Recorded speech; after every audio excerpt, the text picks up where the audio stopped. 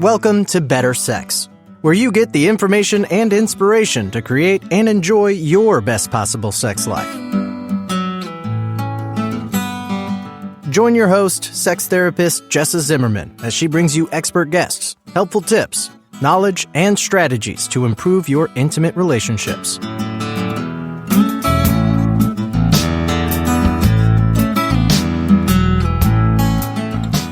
And now, your host, Jessa Zimmerman.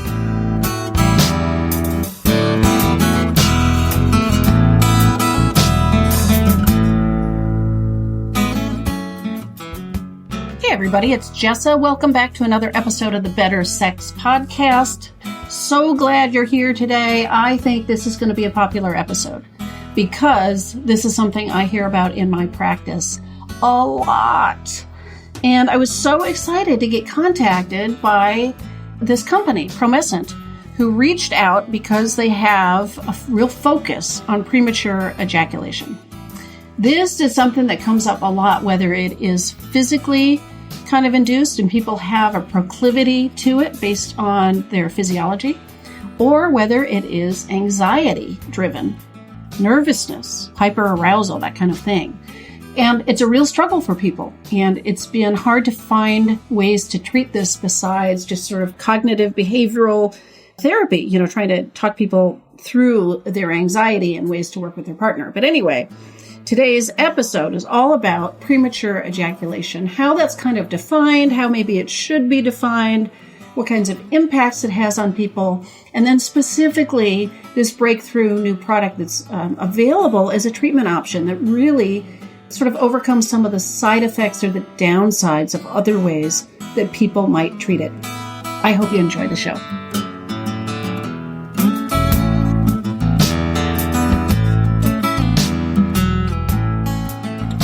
The Better Sex Podcast is brought to you by the Sex Without Stress online course. It's a course for couples to escape the cycle of disappointment, avoidance, and pressure in your sex life. So if you're in a pretty good relationship, there's a lot of love and goodwill, but sex is your struggle, this could be for you. You work in the privacy of your own home and at your own pace to create a sex life you can both look forward to. If you want to learn more, go to sexwithoutstress.com/program.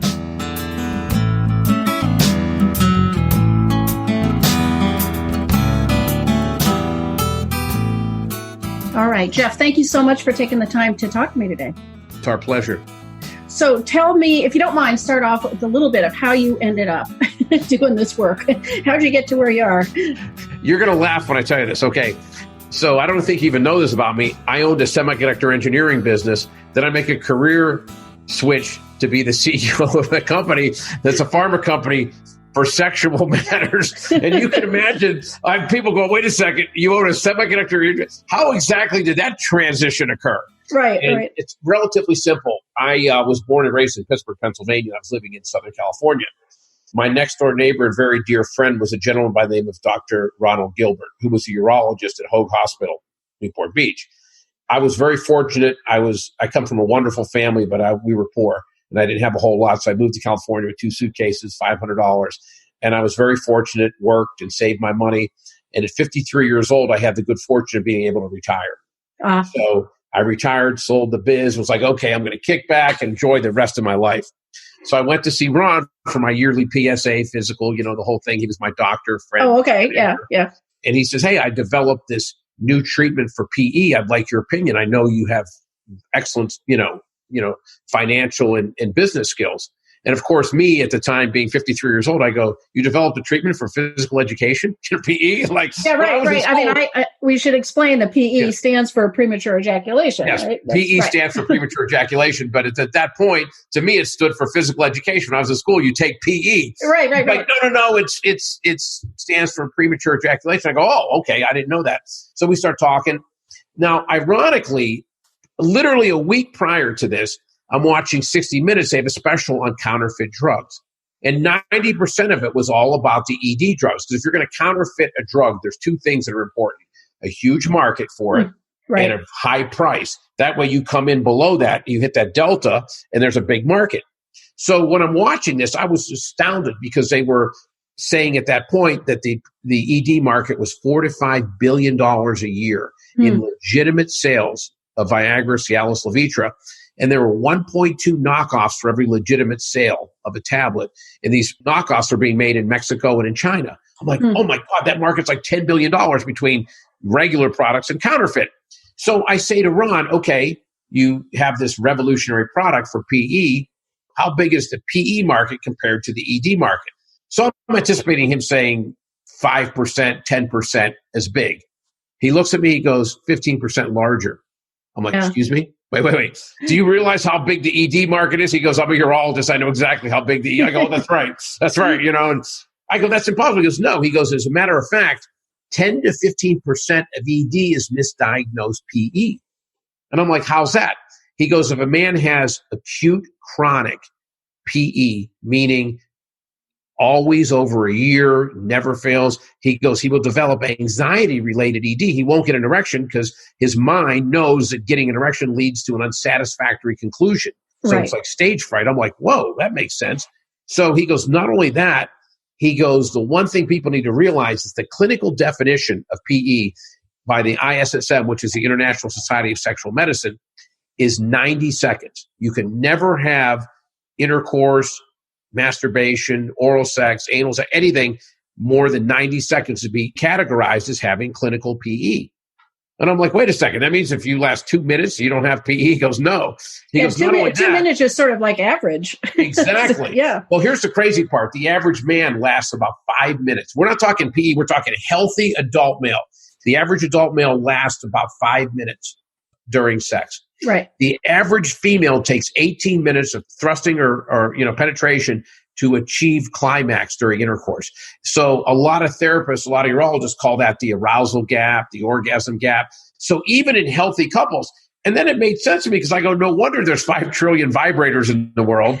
And there's not a guy on this planet that at one point in his life went, oh my God, I hope she doesn't get on top. I hope she doesn't go reverse cowgirl.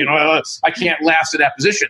Those are all coping mechanisms that people believe that that's what you have to do. You have to think about, your grandmother, baseball scores, you know what I mean? Right. Look at the scene. Now, I do want to just point out as a sex therapist, I'm just going to interject this.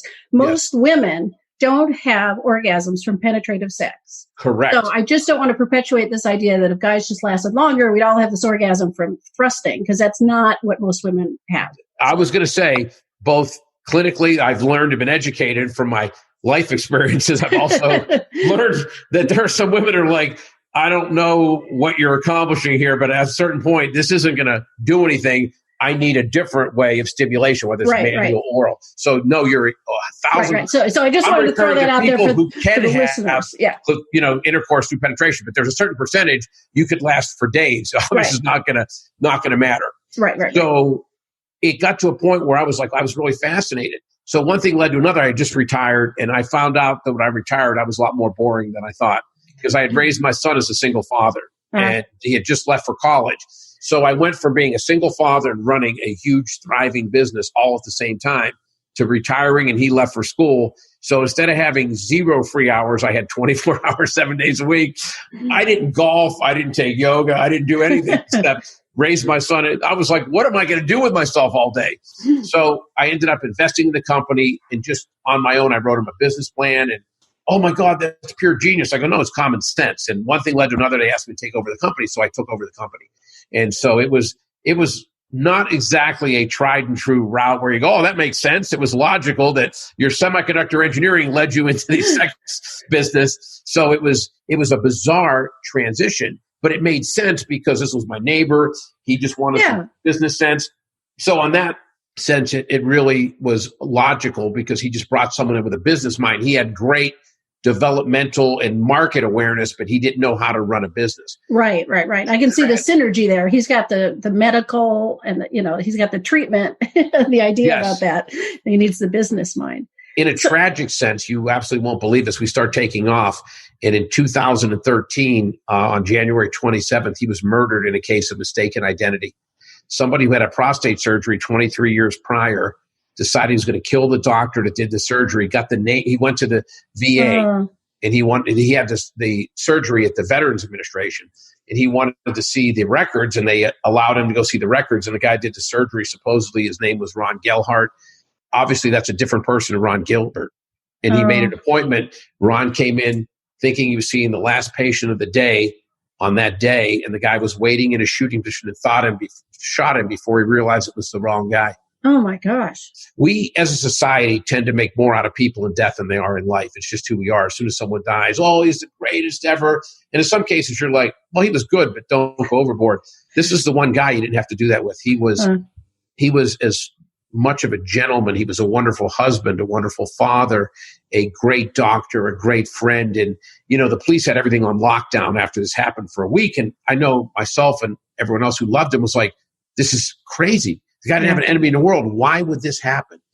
And then when you find out that it was mistaken identity and it wasn't him, I don't know if I can tell you how it feels to be a friend of someone, to have something that's senseless and that random happen, and I live in Summerlin, Nevada now. And people always go, how'd you end up in Nevada? And I moved here 3 months after it happened because you can't run from emotional pain. Right. But you can remove the triggers 8 times a day, driving by his house, driving by our offices, driving by the health club where you worked out, the restaurant you ate lunch in. Right. And I freely admit I ran away. I had to go somewhere else to change the scenery of those day-to-day reminders. Now, when, the person who murdered him went on trial, I was asked by the family to give the victim's impact statement. And I was honored to be asked to do that.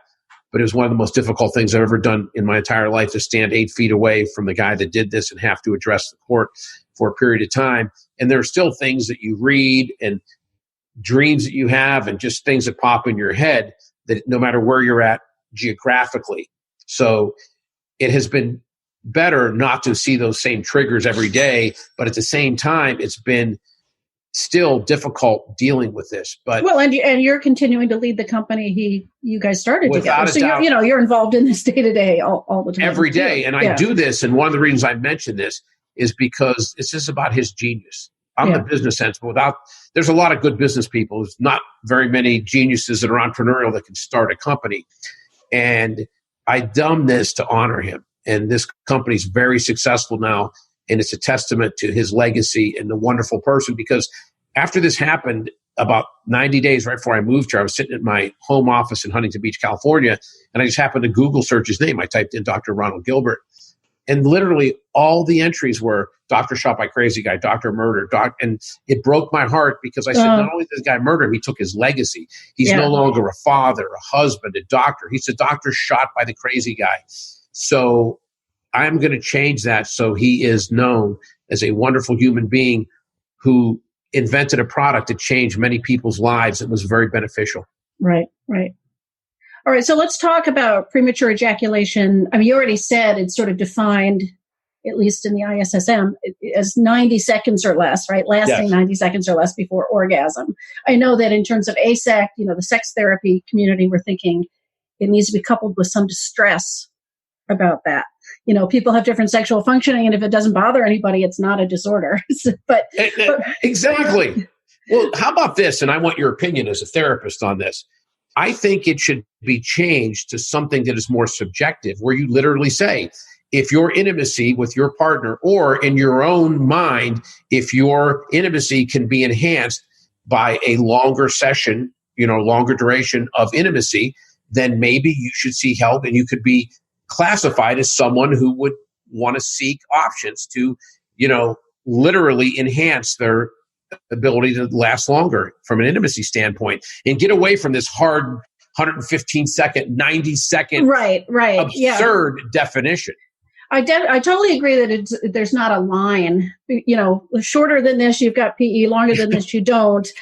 That's arbitrary. But I also wouldn't say just that because everybody wants to enhance their sexual life doesn't mean they have a disorder. But there's still a role for I'm always trying to get couples to think, what's working for the two of you? What do you want? What do you want to improve? And then what are the tools you might use? But in terms of technical premature ejaculation, is there anything else that defines it, or that people need to understand about what it is or why it happens? I will tell you this, that this was a real eye-opener for me, because all these old wives' tales are out there about a man doesn't care enough about his partner, so he just ejaculates, or you don't have the mental strength to last longer. There are certain cases of premature ejaculation that are psychological in nature. There's no question about that. Right. But I will also tell you there are 4 to 5, not limited to, but including hypersensitivity to penile nerves, prostatitis, low testosterone, that all contribute to premature ejaculation. So let's get over this idea that you're not strong mentally if you can't last, or you don't care about your woman. If you would talk to some of these people, you would find there's no one that wants to please their woman more than someone who's been a premature ejaculation for a period of time. Right. And I always use this analogy. Would we ever look down on a person who has diabetes for taking insulin? Would we ever look down on a person with cancer for taking chemo and go, no, go home and focus, and then you'll be able to beat chemo or cancer without chemo, or diabetes without insulin? And in the issues where it is psychological in nature, behavioral therapy works. I believe that even if it's physiological in nature, a combination of behavioral and certain products may help. And even if your problem is psychological in nature, having something like Promescent with behavioral helps, because a man who has had chronic PE doesn't even realize the feeling of inevitability.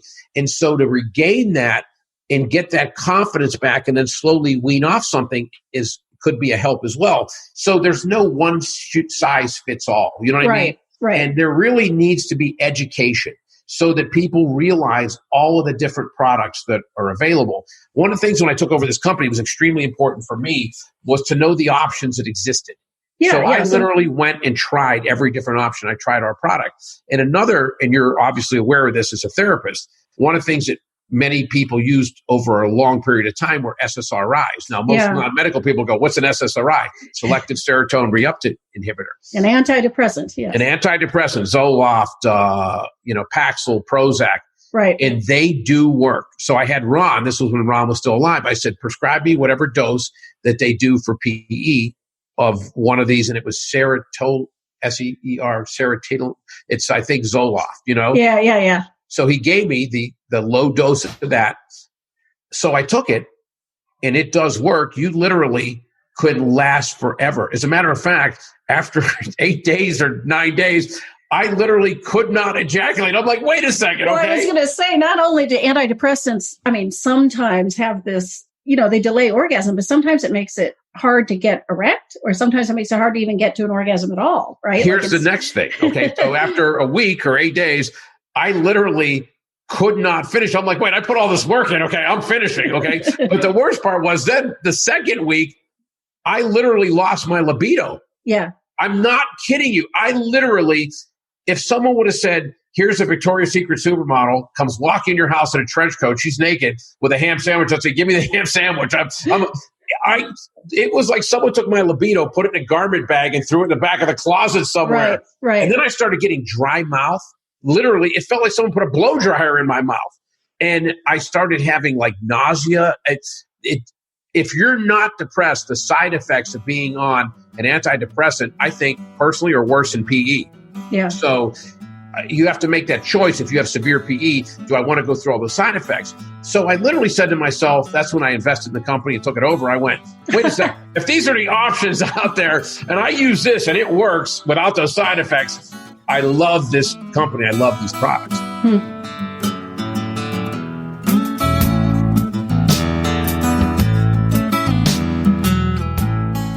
Hey, it's Jessa. I'm just taking a little break to invite you to my free monthly webinars that I do on a variety of topics that always include an open Q&A session with me at the end. I'm doing these monthly. If you want to hear about them, be invited so you can register. Make sure you join my mailing list. You can go to bettersexpodcast.com/list.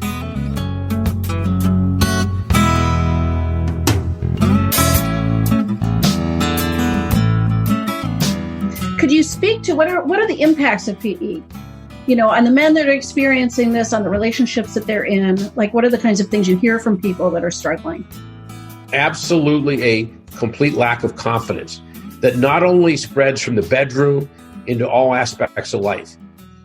I really believe that it's a basic, but this isn't just to men and women both, that it's a basic human want to satisfy your partner. This isn't in some testosterone thumping, oh, me, Tarzan, you, just in terms of bringing pleasure to your partner. If you feel that you're not sufficient in any area of your life, whether it's in earning power, whether whatever, and especially in the bedroom, you feel less than. And I call this the layering effect. So you start shutting down because you feel like you're not satisfying your partner. Your partner feels unattractive because you're not initiating or being amorous to your partner. Then you start feeling more distant because, I call it layering, and one layer after another. And pretty soon, it's not even about this. It's about you are totally disconnected. You're about to go your separate ways without realizing it all stemmed from one issue. So there needs to be more communication. And PE is not immune from that. It's one of those things that if you don't talk, if you don't seek a solution, okay, you won't even realize it's this. You'll think you have no connection with your partner, and it'll all be stemming from something like this. So the lack of self-esteem on the man's part is real. The lack of feeling appreciated or desired then comes from the woman in response to the guy not initiating from a physical standpoint, the intimacy standpoint. So I think those are the two biggest issues that we hear over and over and over again. When I do a lot of terrestrial radio and I do Sirius radio and sometimes podcasts, and they'll have call-ins, and this won't surprise you, 50%, maybe even slightly higher, the people that call in are women. 50%. But the crazy thing, they all start with the exact same question, okay? How can I bring this up without offending my partner? Right. Because if you bring it up in, I don't want to say an accusatory tone, but very focused, like you're not lasting long enough, then right away the guy's on a defensive and it's not a good situation. So I always say the same thing. I say, schedule a 50 Shades of Grey night. Get a feather duster and a blindfold and a riding crop and like 4 or 5 different things, and throw a bottle of Promescent in there without even, focusing on that. Have him try it. Because if there's one thing that men like, it's control. I'm not kidding you. I always make this running joke, like if you got to dinner with another couple and the wife drives, I go, oh, do you have a DUI? You know what I mean? To the guys, because guys want that control. You go over and, there's a guy and his girlfriend watching TV. The guy grabs the remote control. Guys love control. I don't know why it is, but it's freaky. And I fall into that same pattern. So I try to get myself out of that. Literally, I'll say to my girlfriend once in a while, why don't you drive? And they'll go, what? And I'll go, yeah, I want to see what it looks like from the passenger side, just so I get myself out of that mindset. And I find myself like, we'll sit down to an evening, we're going to watch Netflix or whatever. I give her the remote control, let her pick it. And sometimes I get this urge, like I want to grab it back, but I go, no, I want to force myself just to make sure that I'm not in this mode of being in control. Because running a company, being a CEO, you're in control all day. You don't want that to translate into your relationship. So wait, do I understand you right that your advice to these women that do these call-ins is not to actually talk to their partner about this, but to use the Promescent and see what happens? No, I want it to be twofold. Number one, I want you to say, let's have a date night, and that's how you incorporate this product into it. But if you literally say, we have an issue in this area, try this product. From experience, I know a lot of women tell me the guys immediately withdraw and they look at like, oh my God, I'm so deficient. You know what I mean? So I think the best thing to do in the case of, especially when someone's calling in like that, is to address it and then bring it up. Hey, isn't this a great thing, a great way to address this? Our intimacy is much better now. And we've had guys whose wives have done this, and we have dialogue, like their wife will email me and I'll go, hey, can I talk to your husband? And we have these dialogue. And I'll go, how's it feel? And they go, I literally was in a situation where I felt this little guy on my shoulder. I hope that's where I came up with that thing about, oh my God, I hope she doesn't get on top. Because certain positions, it's harder for a guy to last longer. Certain positions, like missionary, guys have much more control. When a woman gets on top and a woman has the ability to change the rhythm and everything else, then a guy can lose control much more frequently. Right. So that's where I've had guys tell me, like, wow, I used this product. I didn't even know I had an issue. But once I have always had this little guy on my shoulder. Oh, not yet. She's not done yet. Guys are very acutely aware of if their partner has climaxed. Yeah. And intimacy should never be about anxiety. It should be about enjoying and letting go. You know what I mean? Not sitting there on eggshells like, oh, no, not yet. And, it's funny because when the dialogue switches from, do I need to make sure she's done before I can feel that ability to let go, rather than go, I know she's going to do it, or we'll finish that part later, but I know that I'm going to have a great experience. That ability to let go and live in the moment instead of trying to remove yourself is positive for guys. Right. Well, it is for everybody. I mean, it's interesting. My language around this, or some of the things you're talking about, is I've coined the term the sexual avoidance cycle, which is sort of this layering thing you're talking about. Because when sex is disappointing or stressful, or it seems like this failure or something else, it doesn't meet our expectations, we start to avoid it, right? We avoid the things that make us feel bad. Absolutely. Except that only increases the pressure, and it increases the pressure the next time you have sex. At this time, better go okay, because we're not doing it that much. And it just, couples get caught in that. It's crazy. And the one way to ensure that you'll stay into that issue, the dysfunction, so to speak, is to have the anxiety and to do it infrequently. Because as a man, the more infrequent the sex, the less control you have, because there's this buildup where you haven't ejaculated or had intimacy. And then in your own mind, it becomes more of an issue. Like, no, exactly. Oh my God. The pressure only gets bigger and bigger and bigger, which sets you up to feel like you're failing, air quotes here, again. And that's where people get so stuck, as opposed to, I always use the analogy of sex being like the playground. Like, it's fun. There's nothing to be afraid of. You just go, you show up, whatever happens, happens, Like, it doesn't have to be this fraught, loaded thing. You shouldn't be sitting there. Oh my God, this is like everything's riding on the next 5 minutes, and it has to be. Yeah, I know, but so many people find themselves there. It's just heartbreaking. So, all right. So tell us about Promescent and what's in it. How does this work? There had been products prior to Promescent, and I'll refer to them as the cane family of products: lidocaine, benzocaine, prilocaine. Yeah, and they all basically had the same upside, same downside. You would apply them, and the man would be able to last longer, but he would be numb. And then it would also transfer to the female partner. She would get numb. Right. And so, again, it's like SSRIs. You're reaching the desired goal, which is longer sex, but at the expense of pleasure. And that's not obviously what you're all doing. So what Ron did is he got together with a gentleman by the name of Tony Capomaccio, who was a PhD in organic chemist. And he had done similar products to this. And they took lidocaine and they changed the melting structure, the melting point, melting temperature of lidocaine. And they created this eutectic formula. And what it does, it changes lidocaine from a crystal to an oil aqueous form. When it does, it penetrates the dermis or stratum corneum, the outer layer of the skin. So once the lidocaine, you apply it and you wait 5 to 10 minutes. We say 10 minutes because we want everyone to be on the safe side. But once that lidocaine absorbs through the dermis or stratum corneum, you feel a much higher degree of surface sensitivity, and it doesn't transfer to your partner. But it gets suspended in that fatty tissue underneath, so it allows you to control, the ejaculatory response. So that is a revolutionary technique, and it's patented, and it's unique only to Promescent. And so that's what gives you the ability to last much longer. It's fascinating. And that is obviously a very, significant accomplishment. And so that is the basis of the product. And without that, we're just like everyone else that's out there.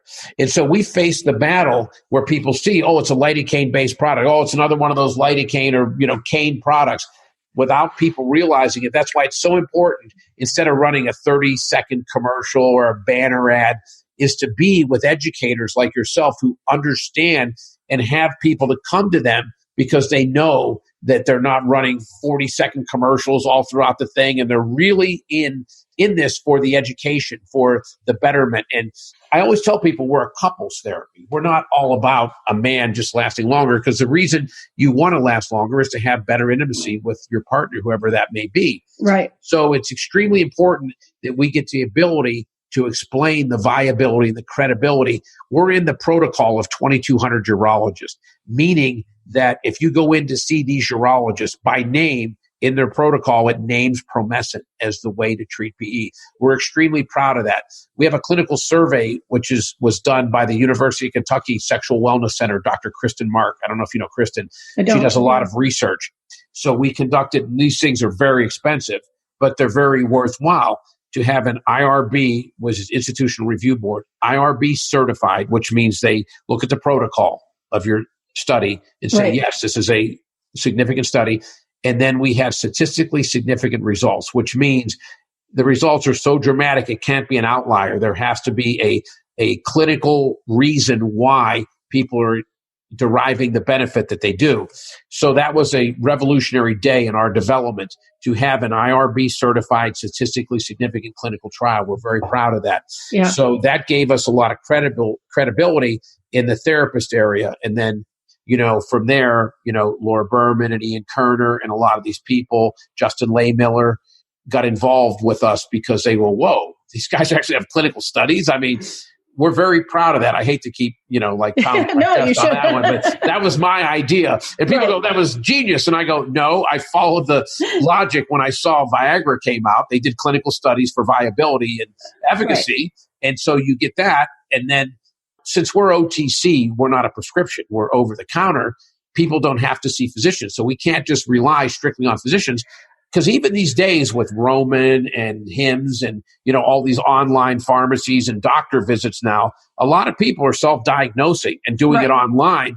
So it's extremely important to have an online presence. But when you have the medical credibility to differentiate yourself, that is also very important. Right, so we're very proud of the fact that we did things the right way. We went with the medical credibility, and that we have a lot of followers both in the urological and the therapist area. I'm extremely proud of that. That's our roots. That's where we came from, being developed by a urologist. And now, we go to ASICS every year. We have a booth now. And, I can't tell you that how much we appreciate people like yourselves that bring us to your audience. It's about a platform where people can take the time to be educated. Right. So you spray this on, right? Yes. And if you wait the 5 to 10, 10 minutes, is it then, is it safe for oral sex? Is this something that people can ingest, or does it fully absorb before then? It fully absorbs, but I tell people there's a little bit of an aftertaste.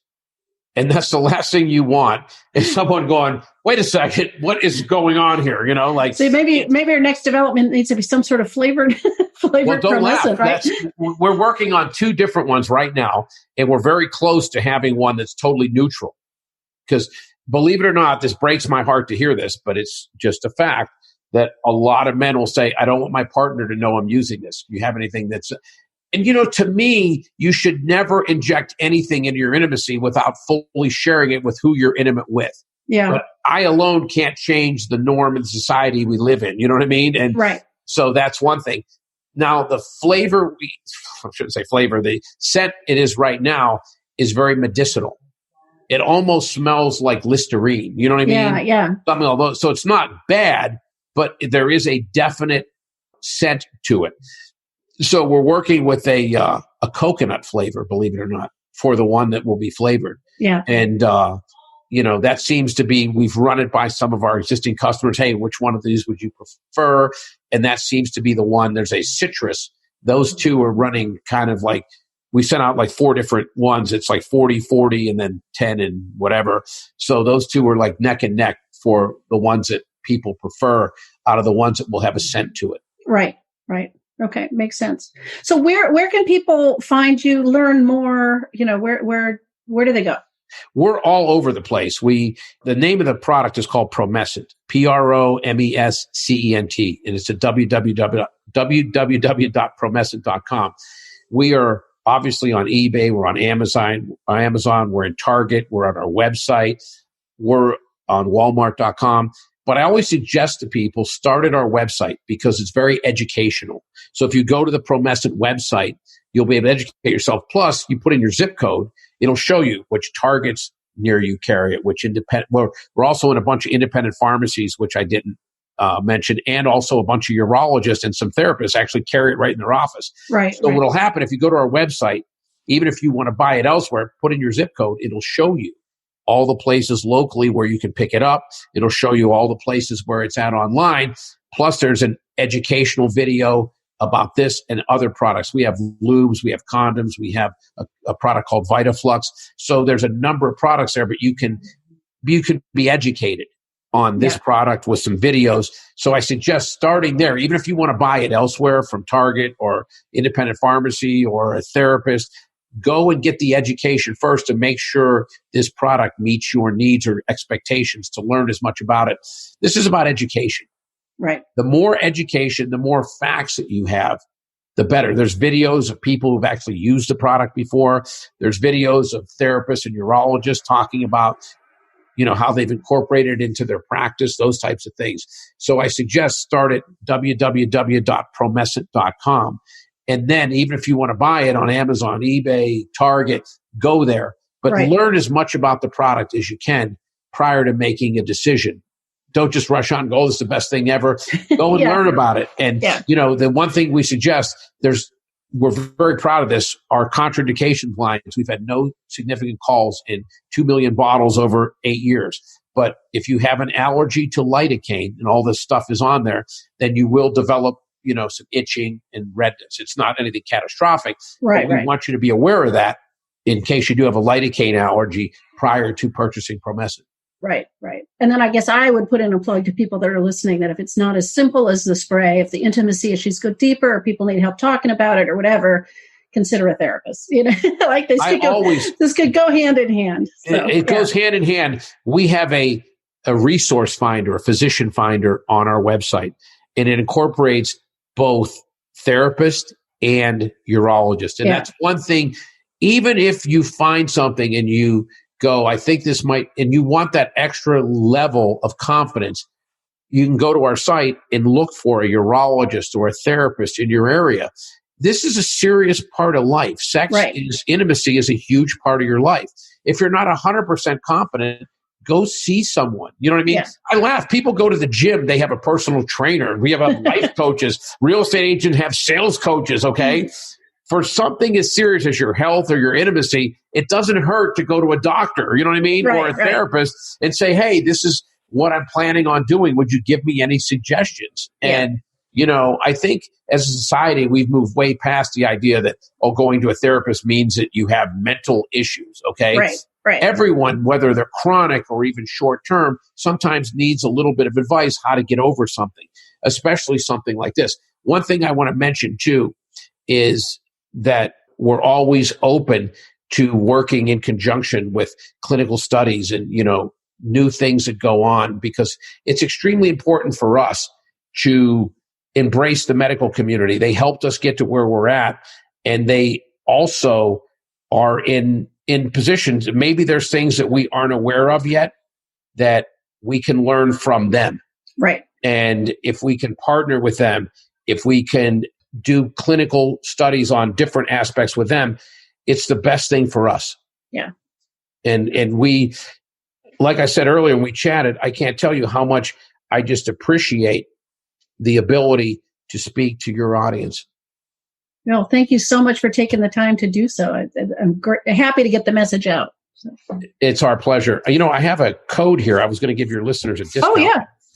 I'm looking for, Better Sex 15. Okay. One word, BETTERSEX 15, no spaces. Great. And they'll receive a 15% discount on anything they buy if they use that code, Better Sex 15. When you go to order, it'll say coupon code. Just put in Better Sex 15. Cool. I'll put that in the show notes too, so they've got it. I really appreciate that. And I can't thank you enough, because this is our lifeblood. This is how we've grown. It's through, physicians and therapists that are truly trying to educate and help the people that they deal with. Yeah. Great. Thank you so much. It was my pleasure. Thanks.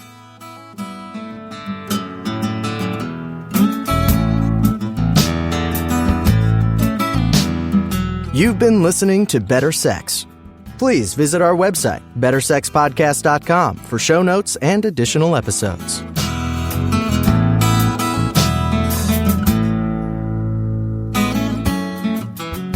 And that's a wrap for today. I really hope you enjoyed the episode. If you are enjoying the podcast, if some of this material resonates with you and you would like to make a difference and make sure that this keeps coming out in the world once a week, ongoing, there are a couple things you could do to show your appreciation. The first would be to go to iTunes and rate and review the show. That really helps us be found by new listeners when you review the show on iTunes. You can find a link at bettersexpodcast.com/iTunes. The other thing I want to invite you to consider is becoming a Patreon. For a small monthly pledge, you get some benefits. So for $2 a month, you get advance access to every single episode. For $5 a month, you get a chapter of my upcoming new book. And for $10 a month, I host quarterly get-to-know-you and question-and-answer chats over the web, and you get invited to that. I would love to have your membership in that, become part of the Better Sex family. You can find a link at bettersexpodcast.com/Patreon, which is Patreon. Again, thanks for listening. I'm glad you're here. Feel free to comment, ask questions, get in touch. I'd love to hear from listeners. Thanks.